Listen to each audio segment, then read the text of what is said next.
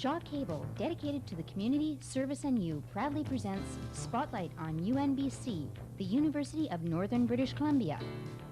Brought to you in part by Northland Chrysler Jeep and Northwood Pulp and Timber Limited. Entering their 10th year of service and sales to Prince George area, Northland Plymouth Chrysler, home of the Caravan, the minivan that started it all. Celebrating a decade of industry-leading excellence and innovation, Northland Plymouth Chrysler is proud to sponsor Spotlight on UNBC. Keep informed as UNBC enters its first full year of operation. Located at 3rd and Vancouver, Northland Plymouth Chrysler invites you to visit their showroom. Northland Plymouth Chrysler, where people make the difference. Northwood Pulp and Timber is a proud sponsor of Shaw Cable 10 and its volunteer-produced television programs. Northwood also supports UNBC. As a partner in progress, Northwood has donated $350,000 towards the scholarship fund. When matched by the government, it represents a contribution of $700,000. Hi, and welcome to the July 1994 edition of Spotlight on UNBC. I imagine the ratings for the June edition of this program took a tumble thanks to everybody watching the Canucks. But hey, it's summertime. Time to put hockey behind us. So I'm going to take this sweater off and focus on what really is the biggest event for 1994, the official opening and start of full operations at the University of Northern British Columbia. On this edition, we're going to talk a lot about the common questions people have about UNBC. We'll also attend a high school visit in the Peace River region and check in at a UNBC Aboriginal Language Conference. Those stories and many more are coming up on this edition of Spotlight on UNBC.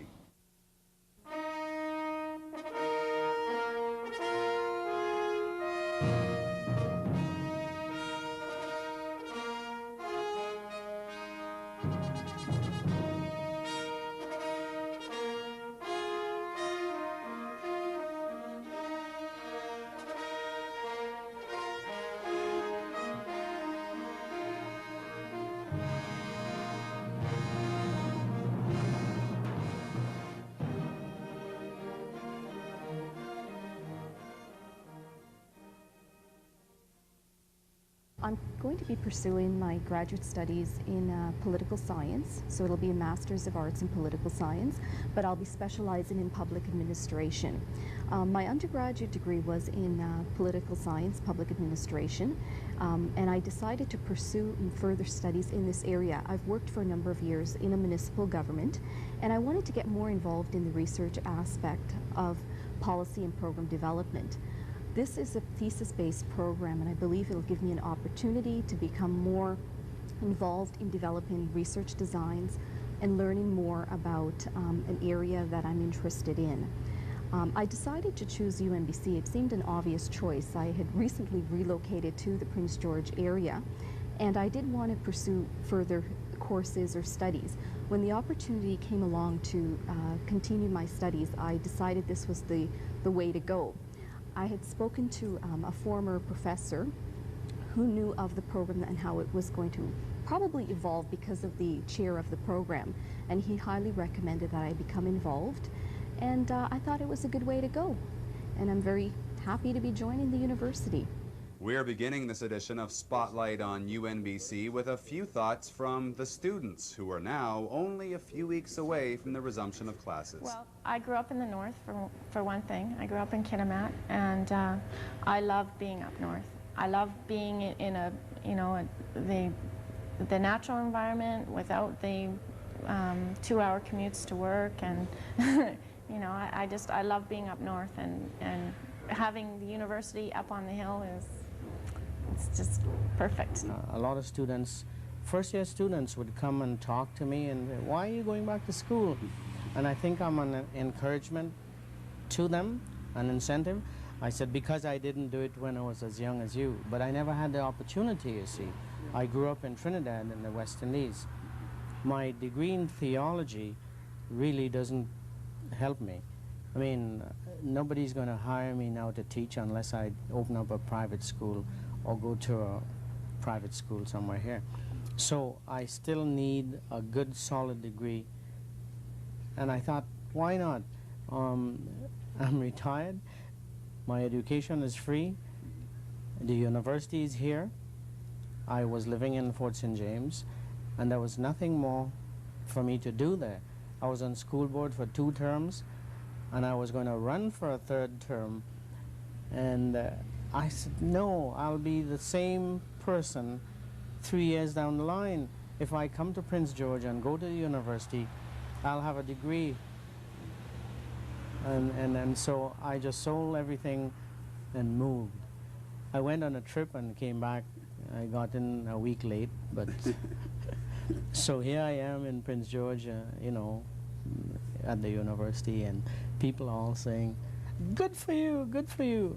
But you know, I never told very many people how tough going it was, because it's sort of, I don't know, you don't want to tell people you're struggling. But you don't regret it, though? Oh, no, no, no, no, no. I don't regret it, because I've met more people and made more friends.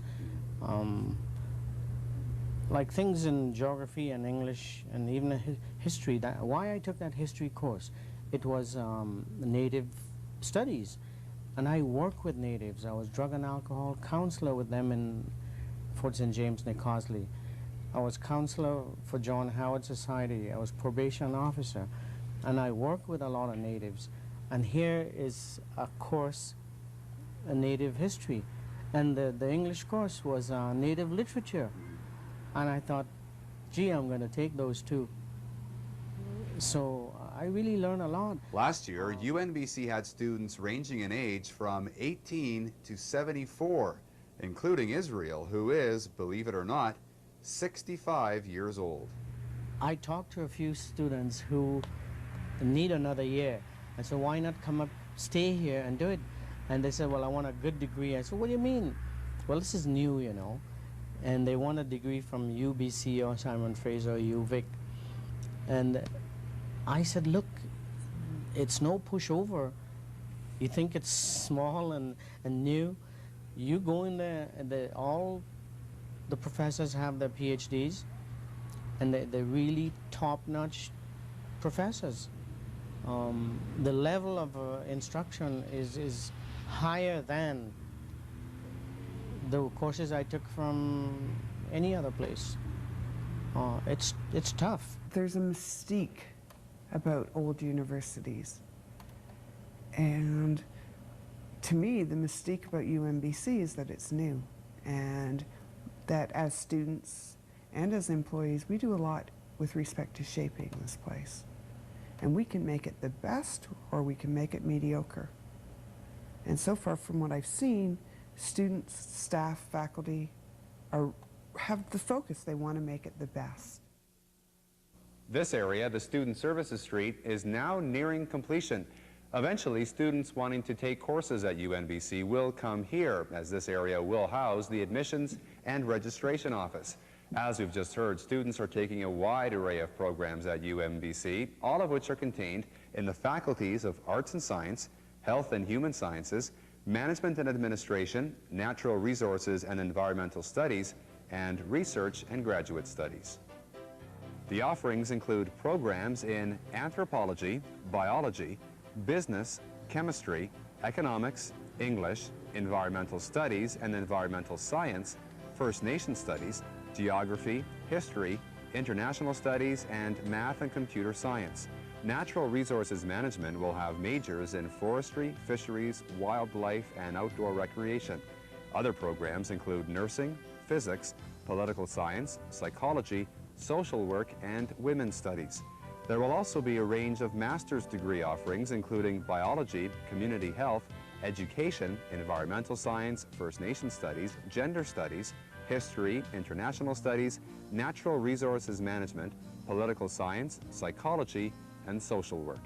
The guide to UNBC offers a general introduction to all aspects of life at UNBC, while the calendar focuses on course details.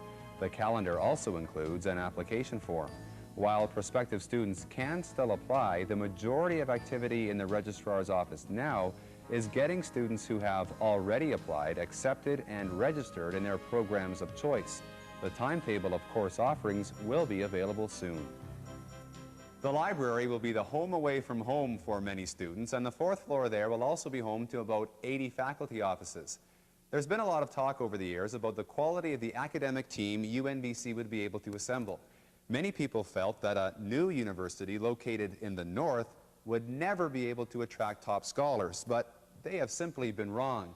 The close to 100 academics already hired by UNBC have literally come from across Canada and around the world and are as good, if not better, than any university in the country. I'll give you an example.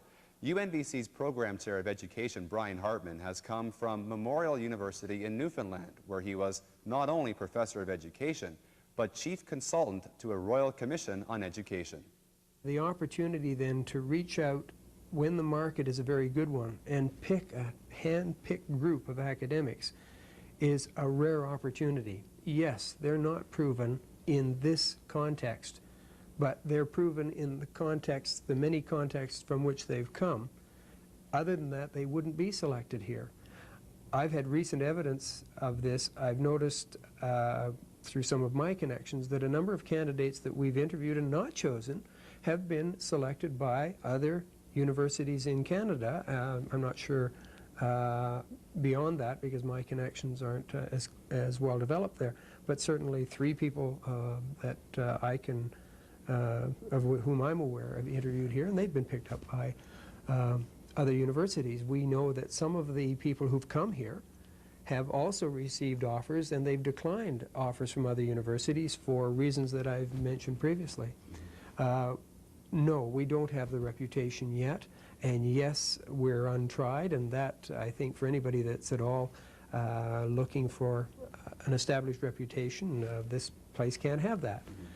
At the same time, the opportunity to work with these people that have come from these very many places that have established reputations, but now have an opportunity to develop a program here is a once-in-a-lifetime opportunity. The library is one of the key campus buildings that will be ready for students when classes begin here in September. A common question is what will be ready, but what won't be. First, I'll show you what will be. Besides holding the library collection, which will number about 150,000 titles in September, the library will also house a majority of the classrooms, 44 in total. The 3rd floor also contains a room which is the high-tech heart of the campus. Called the Video Head-End Room, it will be the main intersection on UNBC's version of the Information Superhighway. The Laboratory Research Center is another main campus building that will be ready when classes begin here in September. The 3 floors of this building will house laboratories for classes like chemistry, biology, and physics. Millions of dollars worth of microscopes, fume hoods, and other equipment is now being installed in this building, which will also house a greenhouse, geography lab, and a full research center.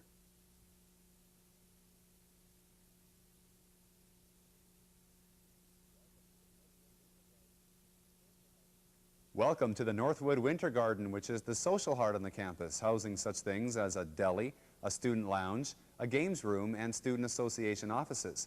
The Winter Garden is actually one part of the Agora. You can compare the Agora to a shopping mall. Shopping malls have major anchor stores like Eaton's or the Bay, which are the main destination points. The mall simply serves as the structure which connects them, but also offers various services. It's the same thing at UNBC. You can think of our anchor stores as the library and the lab, and the Agora as the mall which connects them, but also offers various services, like the Winter Garden, like the Student Services Suite, which we've already seen, like the bookstore, and like the 2-story cafeteria. It's not a part of the main campus buildings, but the student residence is an important part of the equation here on the Prince George campus. These units, able to accommodate nearly 280 students, will be ready by the time classes begin here in September. To date, more than 600 students have applied for residence, more than twice the number of available units. That has contributed to the need for more off-campus housing, but we'll have more on that issue later in the show. Now to the buildings which won't be ready by September. This is the Administration Faculty Building, which will consist largely of offices for the various employees. While the exterior of this building is basically complete, much work remains on finishing the interior. This building is scheduled for occupancy in October. Right next door to the admin building is the Conference and Fitness Center, which will also be ready for occupancy about 2 months after classes begin. It will house a fitness center with a small gym, a weight room, and squash and racquetball courts. At the core of this building is the impressive 350-seat Canfor Conference Theater, the largest lecture hall on campus. So you can now see that the main academic buildings like the library and the lab, and the student buildings like the Agora and the residence will be ready by the start of classes this fall. It's only the administrative buildings like the Administration Faculty Building and the Conference Center which won't be ready, but they'll both be finished by the end of the first semester. Really, the start of classes on September 8th is the main target date for construction of this campus. But another important date is coming up on August 17th, when Her Majesty Queen Elizabeth II will be here for the ceremonial opening of the Prince George UNBC campus.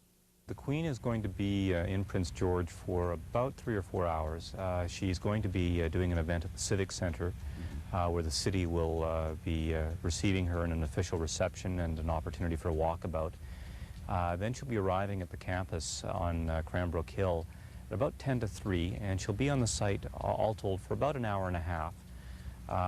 We'll begin with an actual formal opening ceremony, and Her Majesty will actually be opening the Prince George campus of the university, and I think that's important that people understand. There's no question the university is already open, and it has been for 2 years. What's being opened on August the 17th is the core campus of the university.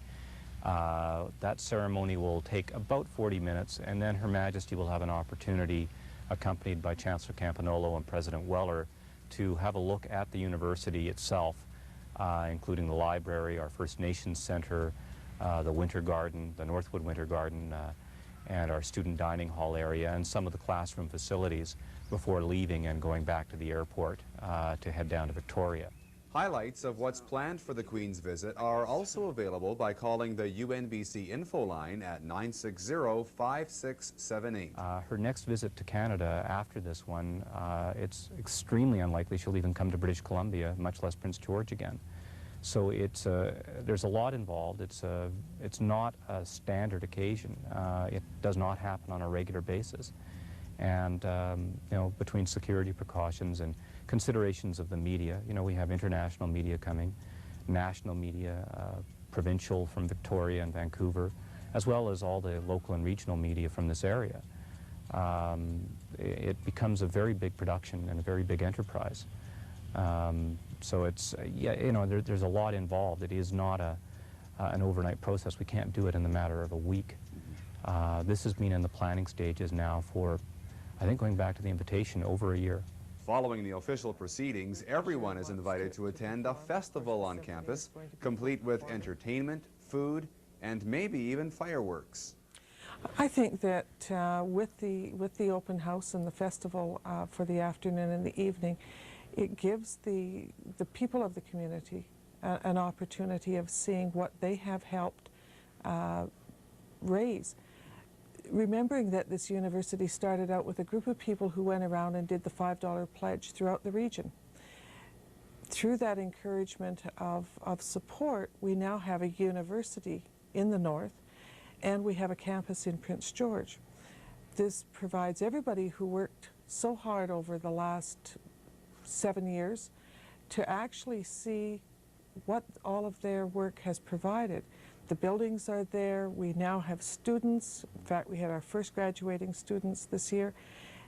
So we hope that this will be a time that they can actually participate and feel that this is their university. They have been the ones who have made it happen. And the university would like to provide them with an opportunity of coming and celebrating all of that hard work and effort to get the university up there. This is summer holidays for students from kindergarten to university. Ever since last September, UNBC has been visiting high schools around the province, passing on information about UNBC. The last school visit for this academic year took place in the Peace River region, when Doug Baker, a faculty member in the Environmental Studies program at UNBC, visited his alma mater of sorts in Dawson Creek and other high schools in Chetwynd and Fort St. John. For me, coming from the north and realizing the opportunities here in Prince George, I think it's very important that we, the faculty, put some energy into both educating the students in grade 11 and 12 and the teachers in the high schools that this resource is available now and we're open for business. Joining Doug Baker in the classrooms was Regional Coordinator Nick Petrazak and Fort St. John-based faculty member Jon Swainger. And all I'm here to do for you is to suggest to you that whether you take geology, biology, history, math, chemistry, English, whatever, all I'm suggesting to you is that you go to university and pursue your interests and discover the choices that a university education can offer you. Discover the world out there. Now, what is that choice worth to you? I only give folks like you one number when I come to talk to students. And the number is $1.2 million. That will be the difference, on average, in your lifetime income between not going to university and getting a university degree. If you graduate with a university degree, on average, throughout your life, you will make $1.2 million more than if you hadn't gone. It's as simple as that. The reason I went to university was because of one high school teacher that was very motivated for university. And he was just a young teacher and had just come out of Simon Fraser. And he said, this is the greatest place to go. I loved it. So what did I do? I went to Simon Fraser University simply because of his influence. I think that there's not enough influence that way for the students. Not enough at all. And that's where we can play a big role. Professors at Simon Fraser University and University of British Columbia aren't doing this in Dawson Creek. And that's where we have an edge. And that's where we have to take advantage of that edge, I think. About a month after the May 14th convocation ceremony, Haida artist Bill Reid was presented with his honorary degree. Mr. Reid was unable to attend the convocation ceremony in Prince George because of his health, but UNBC President Jeffrey Weller and Chancellor Ilona Schauffer presented the honorary doctorate in Vancouver following the 5th and final installment of the Bill Reid UNBC Concert Series, which is expected to raise about $100,000 for UNBC scholarships.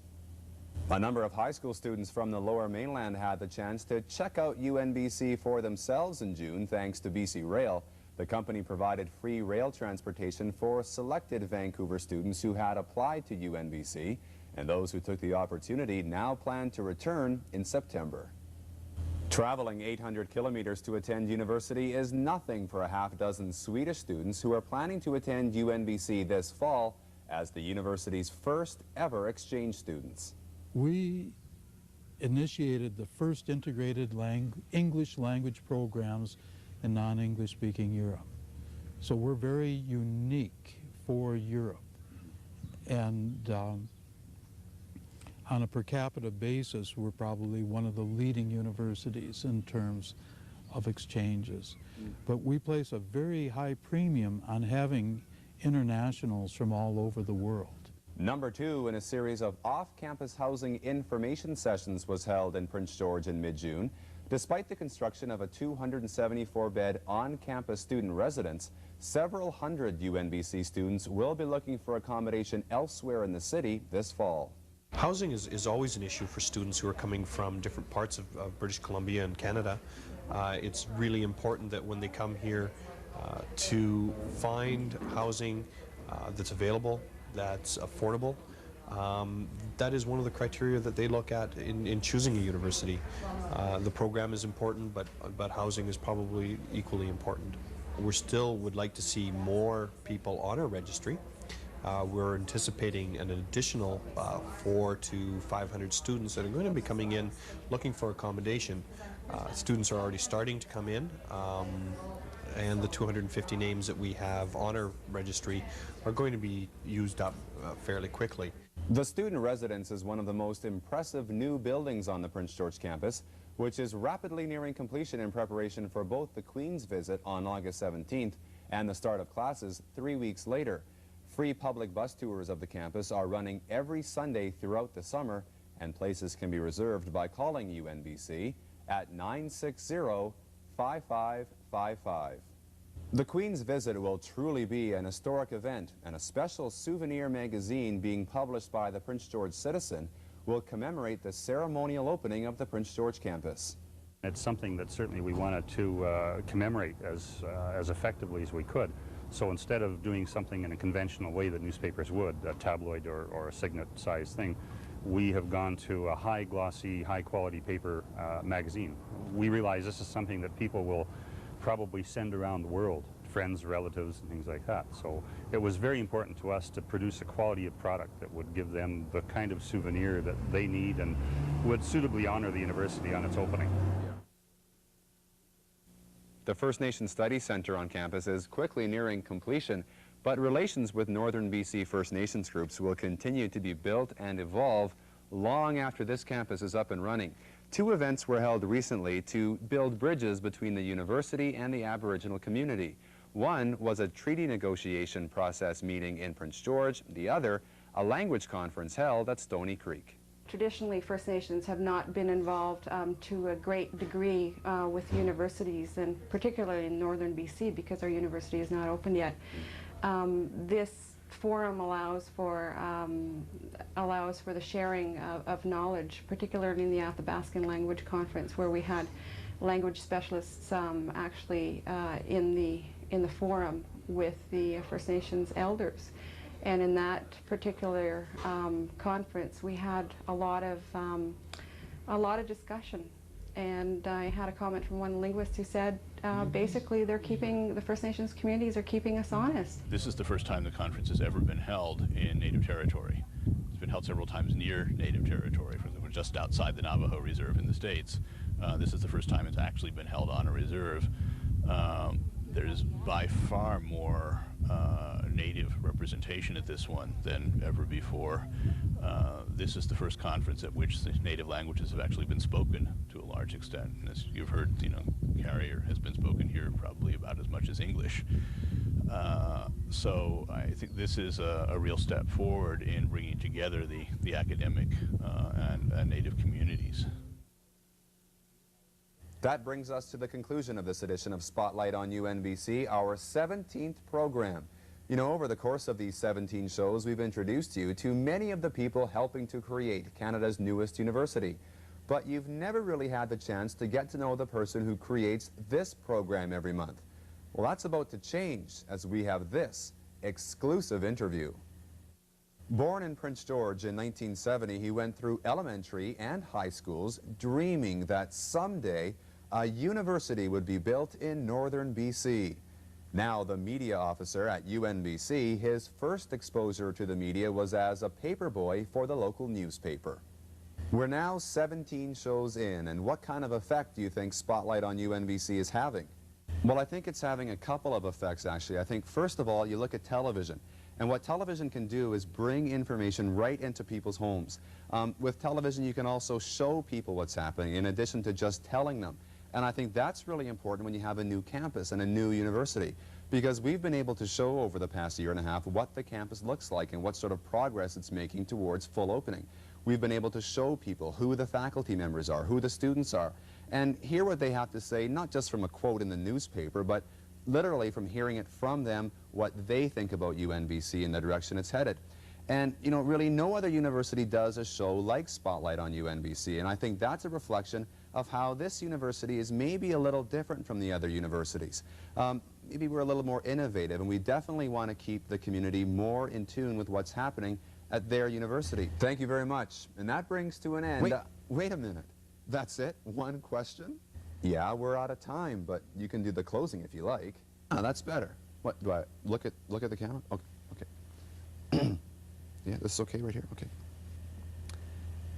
Thank you for tuning in to the July edition of Spotlight on UNBC. Tune in next month to find out more of what's happening at the University of Northern British Columbia. There, what do you think? Not bad, eh?